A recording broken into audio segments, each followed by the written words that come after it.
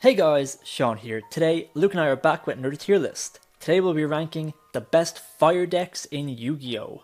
So we have a few tiers here. We have Let 'em Cook, Tenpai Dragon These Nuts, KFC, Extinguish, and Treachery.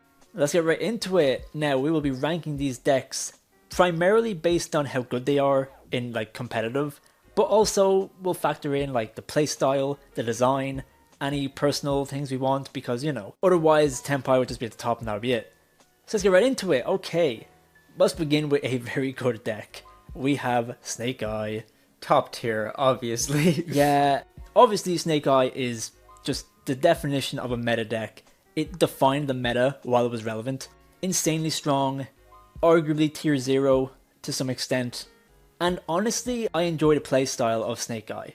I played it a bit on Master Duel. I genuinely did enjoy it. Of course, it's a combo deck and it's, kind of unfair in certain ways, but I really did enjoy playing it. I really like the playstyle. Obviously, some meta decks in the game are just not fun. They're really strong, but just not fun to play. But I think Snake Eyes, honestly, is a very fun deck to play. I really enjoyed playing it. It can be played in so many different ways as well. Of course, pure Snake Eye was really good. You could combine it with Kashtira, you could combine it with Azamina and stuff like that. Fire King, of course, Rescue Ace. You could pretty much put Snake Eye into any fire deck. So it kind of deserves to be the top of the fire deck tier list, considering this is pretty much peak fire deck. Yeah, so the release of the Fire King structure deck introduced the new fire format, but Snake Eye definitely made it prominent and here to stay. Especially because people were thinking that Fire King was going to be the best in fire format, but then seeing that it not only blended well with Fire King themselves, but Snake Eye on their own was nothing to laugh at. They are a very, very good deck. I think they definitely elevated the fire format to the next level. Although Fire Kings are very, very good, Snake Eye definitely got a lot more representation back when it was first initially released. So yeah, I definitely think Snake Eye is just a very, very powerful deck. A lot of representation, did a lot of tops. Definitely deserves to be in the top tier and Let 'em Cook. Next up, Springans. Did you know Springans is a fire deck? They're okay. They're not great, but I do enjoy them. They're a goofy strategy. They're an Xyz focused deck. It revolves around attaching your Springans monsters to your Xyz monsters from the grave to basically power up your Xyz monsters. We have the new Xyz Sargus, which is an insanely good boss monster. You can just overlay it over any Springans Xyz, and with the Springans field spell, you can just special summon an Xyz for free. So you basically go straight into Sargus, search your Tally-Ho, and it's essentially a mini soul charge, special summon a bunch of Springans from your grave, which is really cool. It's also part of the Albaz lore, so you have a bunch of weird stuff you can do with cards like Brandon and High Spirits, and even Spriggan's Kit. So you can do a lot of funny things with the deck. It is not good, but it's a unique strategy and it's pretty fun. And there's a few cards in the deck that do stuff with your opponent's zones. Their Xyz Exablower can target a zone on the field and destroys cards adjacent to that zone. So it's really unique and cool. No other deck pretty much does that. So yeah, I enjoyed the deck. I think it's pretty cool. Obviously, it was much better on Master Duel because you had access to a lot of more broken cards like Mega Phantom Beast, Aurodon, and stuff like that. But I think it's a really fun deck, but definitely only belongs pretty much the bottom of the mid tier. My only real introduction to Spriggans was when I used a small package of it in the likes of Super Heavy Samurai, where you're able to use two generic level 4 monsters to go into Merrymaker, the Merrymaker's able to go into Sargus, and then the benefit of having that in Super Heavy Samurai is because Sargus is able to search out a Therion card, i.e. being your King Regulus. So I really like how some of these archetypes are able to be interwoven with each other. I really like how Spriggans is woven in with Branded, is woven in with Therion and stuff like that. So I really, really like that aspect, but in terms of the deck itself, it is overwhelmingly mid. Almost insultingly mid, to be quite honest with you. It doesn't do anything extremely impressive, and it's also nothing that's extremely unimpressive either. It is just such a mid deck in my opinion, so definitely in the mid of the mid. It is in the middle tier in KFC, will probably end up on the lower end of KFC. Speaking of KFC, we have Fire King. I do think that the peak of its power, Snake Eye, was better than Fire King, and of course, both of them together were pretty insane, but I enjoy the playstyle and the design and all that of Fire King way more than Snake Eye. Fire King is just so cool. It is peak fire deck. It's just such an awesome deck. Focuses on destroying your own cards to gain advantage. The new structure deck really brought back Fire Kings.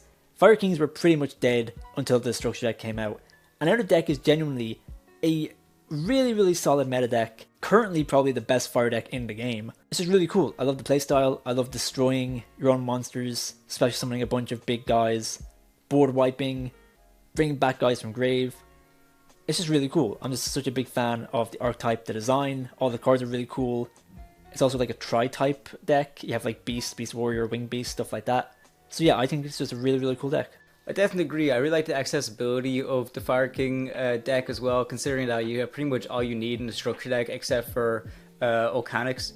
I think is really good. Yeah, what I really like about Fire King is the fact that they gain advantage off of an effect that's so prominent, which is destruction. Pretty much all Yu-Gi-Oh decks now, they just have like destruction effects to interact with your opponent. It's always about destroying your opponent's monsters and stuff like that, and the fact that Fire King is able to bounce back so easily with destruction, I find to be really interesting as well. And one thing I really like about them as well is they're kind of hard to interact with as well, because with a bunch of cards they can get Ash very easily, where you have to send something to the graveyard and stuff like that from the deck, whereas these are able to destroy a card in the deck which sends to the graveyard. I find to be a really interesting, unique playstyle to them. That's one thing I really like, and I also just like old archetypes that get new support later on and make them really broken. So I really think Fire King, I don't know if it's like strong as Snake Eye. I definitely think you're right, maybe Snake Eye is just a little bit more powerful, but in terms of how powerful it is with also how fun it was playing, I think Fire King definitely takes the cake, definitely deserves to be on the top of Let 'Em Cook. Next up, Volcanics. Don't let them cook. They are not bad, like they're much better than Spriggans. This will be a huge gap once the tier list fills up. They're okay, so obviously they started out as just kind of a gimmicky burn deck. Scatter Shot burns for 500, all your other monsters, like they keep burning your opponent and they get pretty big and they attack. But with the most recent support, it is supposed to be kind of an FTK strategy, which of course can be kind of cringe, but I think it's kind of unique. You give your opponent a token, you pop it, you burn them. Their new main deck Big Boss Monster is actually like, it looks really cool and it kind of has a cool effect, even though it does burn your opponent. I think out of all these type of kind of burn FTK strategies, it's not the worst. It's pretty cool. Some of the boss monsters are really cool. They actually did like bring the deck back in terms of playability. I shouldn't say they brought it back. They actually made it playable. The deck was not playable before. But in 2025, you could play Volcanics and you could have some success.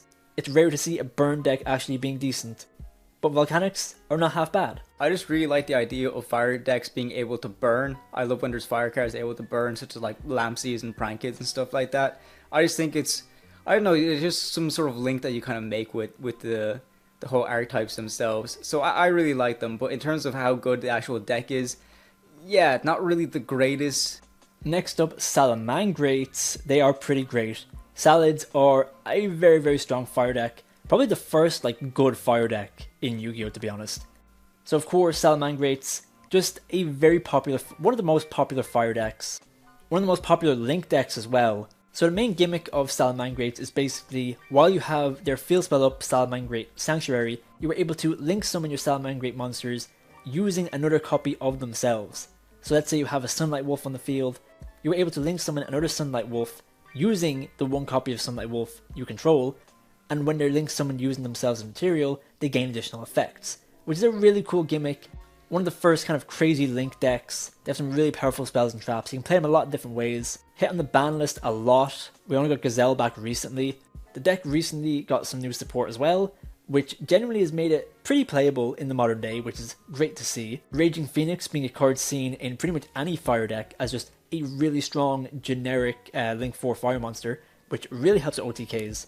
Yeah, Salads are awesome. Played by a main character in the anime as well, which is pretty cool. Not much to say, just a fantastic fire deck.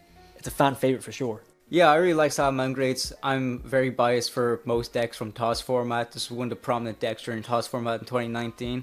Salads are definitely really good, and much like most other decks from TOS format, they got absolutely crucified on the ban list. But I do like their whole playstyle when it's using the likes of Xyz monsters and Link monsters in order to get their plays going and stuff like that. And I do think that it's a cool idea, much like Sky Strikers, we were able to use a Link 1 to go into another Link 1, with the most prominent one being Baylinks. So yeah, I just really like Salads. I don't necessarily think they're as good as the likes of some of the other decks we'll be talking about, such as Fire King and Snake Eyes, but they're still nothing to overlook either. Definitely deserves to be on the very top of Tenpai Dragon these nuts. Speaking of Tenpai Dragon, we have Tenpai Dragon. I understand that this deck is very strong and arguably deserves to be in the top tier, but Tenpai is cringe, and you will not make me put this deck in Let Him Cook, because we do not want to let Tenpai players cook. Tenpai is a very strong going second deck. It is a synchro focused deck where essentially you can enter the battle phase, and during the battle phase you can quick effect synchro summon using monsters you control. All of your main deck Tenpai monsters have this effect. That effect is a soft once per turn, and they can bring themselves back, which means during the battle phase you're essentially able to synchro climb into some very strong synchro monsters. In particular, your Tenpai Transcendent Dragon, which stops your opponent from activating any card effects during the battle phase. Pretty much turns off everything they can possibly do, and then they can summon Trident Dragon, the OG Trident Dragon synchro monster, which can get up to 6k attack and attack multiple times. So pretty much, if Tenpai makes it to the battle phase and you can't do anything to stop it, you pretty much lose the duel. The engine is very small, so you're able to play a bunch of hand traps, pretty much stop your opponent as much as possible, normal summon any Tenpai and just win the game. It's very not fun, although it's been hitting the ban list and it's not as good now. Peak Tenpai was just not great. The only thing I'll give it is that A, the design is cool, I'll be honest with you, they're just cool kind of like fire dragons based on like Mahjong pieces or whatever.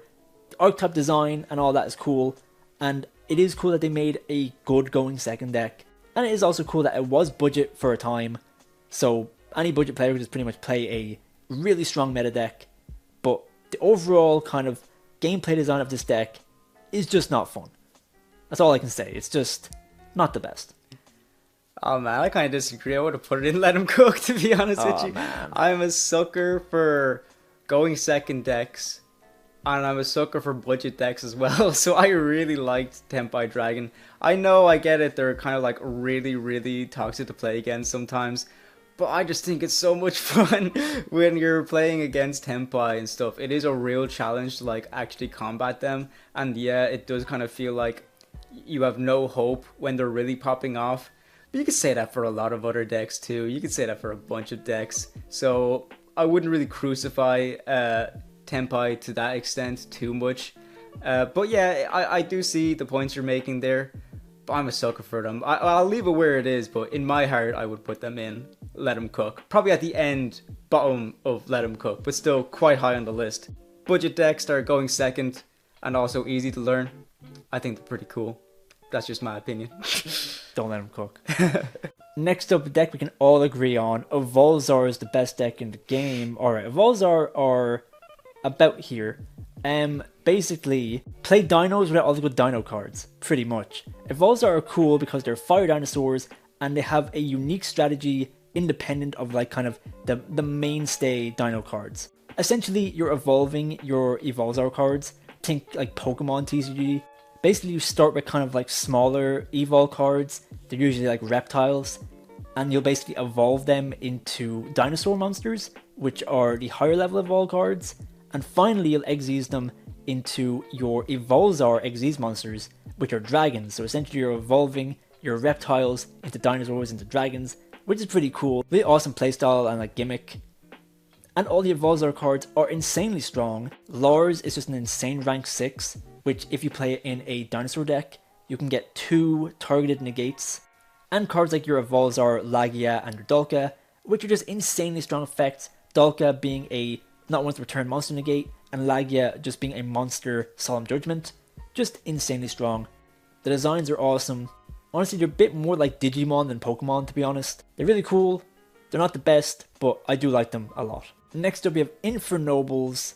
Let's ignore the playstyle for a minute. The design of these cards is awesome. Everyone loves some good old cards with swords. It's just good stuff. Basically, they're a deck full of fire, warrior type monsters. They focus on synchro summoning into really strong cards.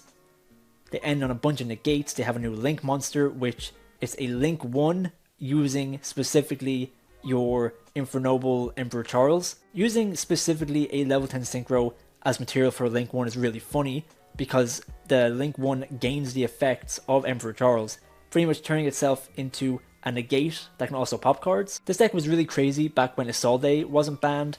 Just a generic Link 2 warrior monster that could just set up your Infernoble plays for free was just absolutely crazy. The deck has a bunch of equip cards, some can search, some give you negates in combination with other cards. Honestly, the aesthetic and the design and just all that of the deck I think is just really, really cool, and the deck was genuinely very strong at the peak of its power, so I think it definitely belongs in the second tier Tenpai Dragging These Nuts. I tried to play him a few times, but I do find that's a very high barrier of entry when it comes to learning the deck because it can be very, very complicated.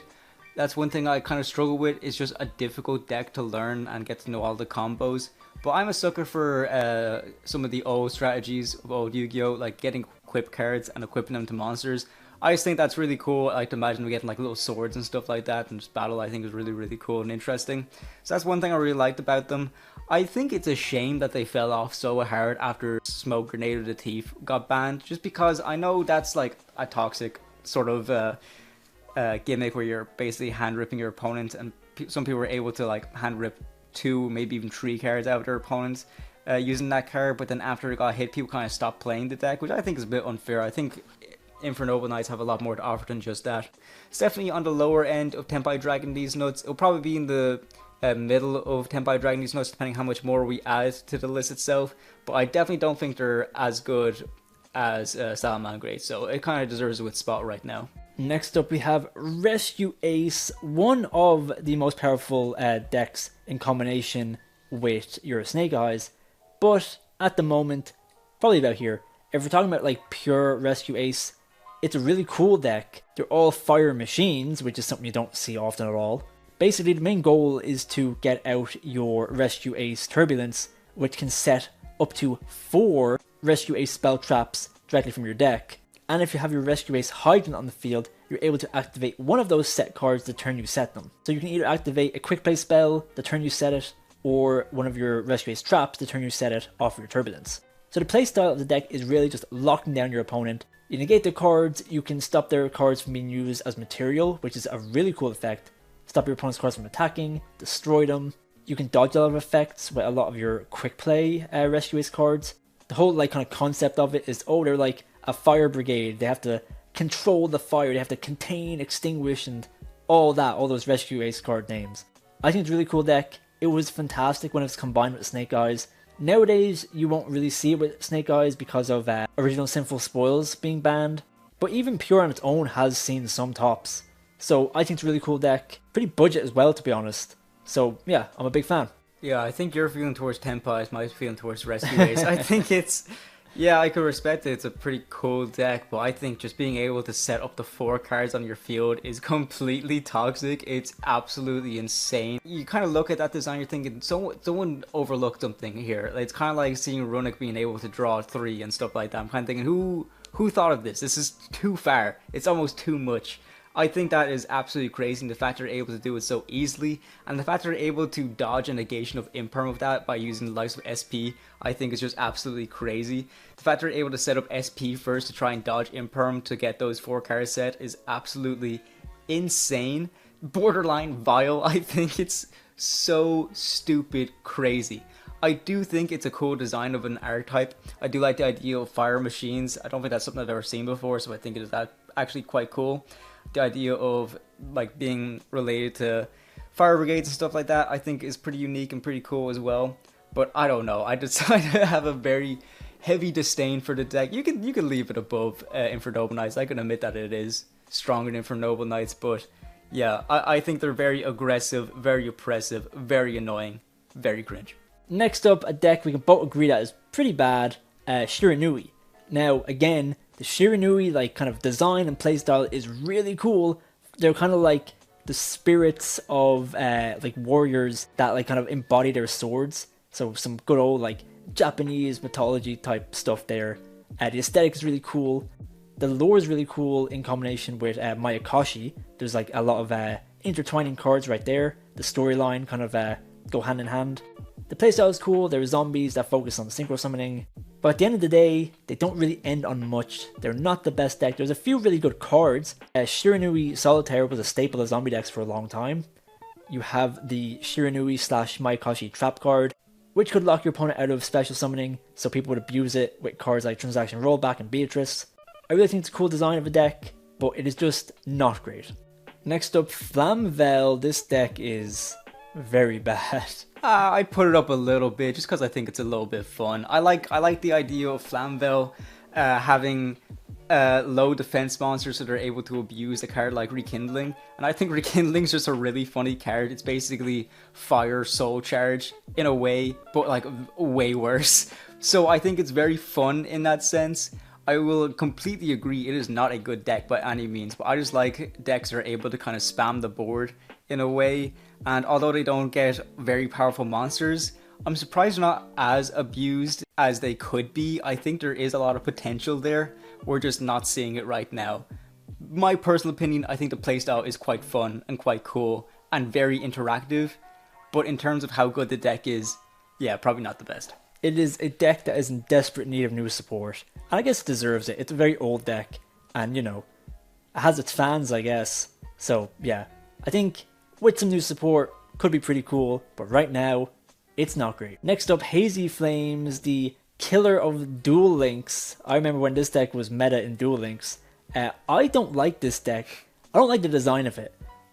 I don't know. Some of the cards just look kind of weird. I just don't vibe with it, you know what I mean? It's not a good deck by any means. Basically, it's an old deck, and it's very bad. Needs new support. Honestly. Or we should just go back to Duel Links, where it was the best deck in the game. Let's go. Next up, Battlin Boxers. Surprised that it's a fire deck, to be honest. It's pretty cool. Probably about, in all honesty, pretty good. Got new support, which is like pretty damn good. It is a strategy focusing on XD's monsters. It's also similar to Infernobles, where it's a fire warrior strategy. Essentially, you go into your pretty strong Xyz monsters. You have a lot of counter traps, which is kind of like the point of the deck. You search specific and strong counter traps, which you can use to stop your opponent. They're boxers, so the whole gimmick is, oh, you're countering them. I like how they mesh the idea with the gameplay. I think that's really cool. It was pretty decent at the time as well. It recently got some new support, and it was okay. Battlin Boxer King Dempsey is a pretty good generic rank 4. You can search you any fire warrior, which is just fantastic. So great in its own deck and great in decks like Infernoble. But it really does not kind of break out of the mid tier.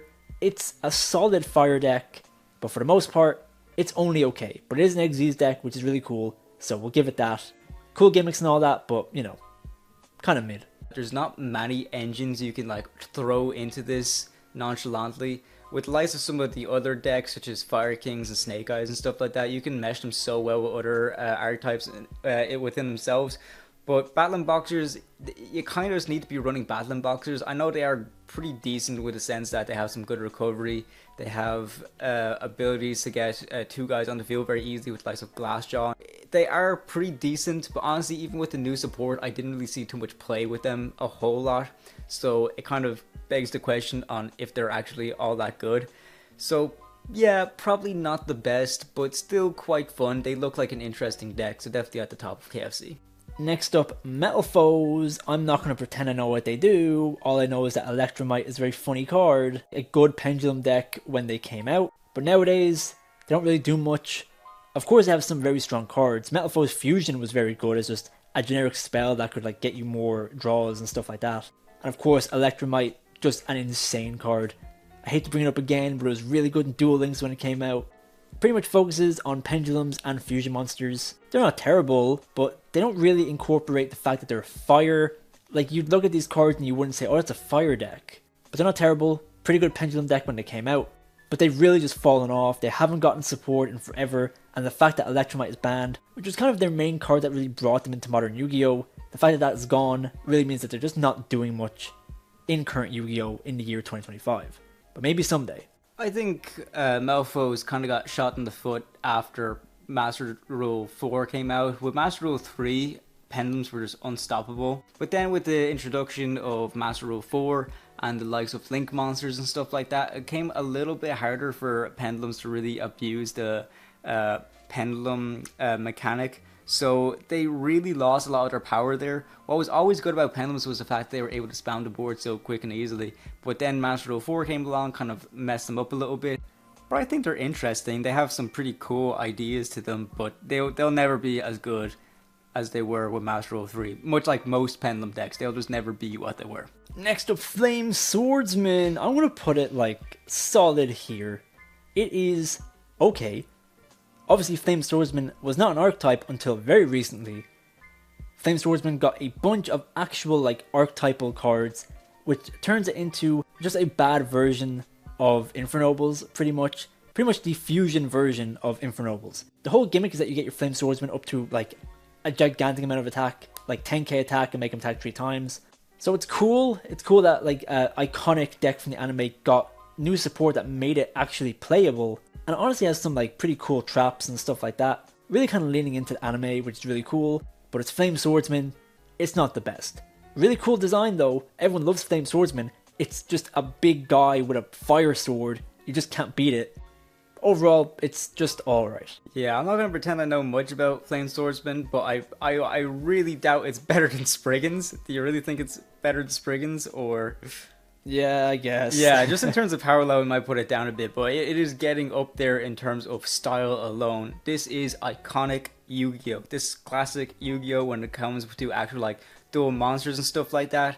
One of Joey's like, not his main card or anything like that. That still, of course, is Red Eyes and the likes. But it was just a really cool archetype to see in the likes of Duelist Kingdom and stuff like that. So Flame Swordsman's always going to be iconic. May not be the best deck, may not be the strongest, but hey, he's got a cool sword. What more could you want? Next up, Infernoids. They're honestly not terrible. So the whole gimmick of your Infernoids is basically you want to get a bunch of them in the grave. Cards like your Decatron can send an Infernoid directly from deck to grave, and then your Decatron essentially becomes that monster. Its level changes to the level of the monster you sent, its name changes, and the effect changes. The end goal is to get into one of your really powerful fusion monsters, and you can facilitate this by using Void Imagination, which is a continuous like fusion spell. However, if your opponent controls a monster spell system from the extra deck, and you don't, you're able to use up to 6 material from your deck as fusion material, which is just hilarious. You're able to go into your fusion monster, which gains effects depending on how many Infernoid monsters you use as fusion material. So of course, if you're using 6 plus cards on your field or in your grave, you're able to get up to 10 fusion material, which lets you use its effect, basically dumping both players' extra decks straight to the grave. Very gimmicky, very funny strategy, really unique. No other deck really does this. That doesn't mean it's good, but it's really cool, and you can play it with like Snake Eyes and stuff like that. At least you could play it with Snake Eyes when Original Sinful Spells wasn't banned. But overall, it is just a very gimmicky deck. You usually play it as a 60 card pile with grass. It's a cool idea, cool concept, but they definitely belong in the mid tier. Next up, we have Jurrac. They're pretty bad, but they're going to get new support, so let's just wait till that day. Next up, Laval. Honestly, just because of Laval chain alone, it belongs up here. Even that one card on its own makes this deck way better than all these decks below it. Of course, if you're playing Laval now, the deck does absolutely nothing. It is very much a product of its time, but the Xyz monster Laval chain, being a generic rank 4 that can dump any card from deck to grave, being a soft once per turn as well, this card was absolutely insane. 100% deserves to be banned. It is just absolutely insane. The rest of the deck is absolutely not noteworthy in any way, but this card on its own is just insane. Yeah, deck is pure garbage except for Laval Chain. Definitely elevates this whole thing up to the top of Extinguish. Honestly, I don't even think it was a product of its time. That was crackers when it first came out as well. Absolutely insane. Generic rank 4 is able to dump anything. That will stay banned forever. Thank you very much. Next up, Suship. I'm as surprised as you are knowing that this is a fire deck, but it is. It's a fire deck, and it's Suships. They go into rank 4s. They can rank up their rank 4s into rank 5s and stuff like that. They're a really cool design, really unique. A very silly idea. Oh, there's sushi. That's hilarious. It's funny that they committed to the bit. It's funny that their vanilla guy has probably the most flavor text of any card. And even it being flavor text is also very funny. Haha, food archetype. I respect the deck. And some players out there are very based with Suships, but it's only okay. I'll put it up above Metalfoes because it's Suships. And finally, we have a very iconic deck. We have Fire Fists. Let's put them here. Honestly, because of like their, coolness and their relevance, we'll put them back here. Fire formation cards were pretty good though. That's a good point. Fire formation, Tenki still being used. Okay, we'll put them. Oh, we'll put them here. Even though they're technically not as good, they're very cool. So we'll add them up here. So essentially, Fire Fist revolve around Beast Warrior Fire monsters. They will go into some pretty strong rank 3 and rank 4 Xyz monsters. They even have a few synchros, and there's one specific synchro that is even used in some Salamangreat decks, which is really cool. They have some very strong like continuous spells and traps, which cards like Tenki will boost up your Beast Warrior type monsters and add you a Beast Warrior, which is just fantastic. Pretty much one of the main decks in the Fire Water format around like 2014. Really cool designs, they're all just like really cool looking cards, but unfortunately they have not received any support in the last few years. You pretty much only use Fire Fist cards in other decks, like let's say Tri-Brigade for example.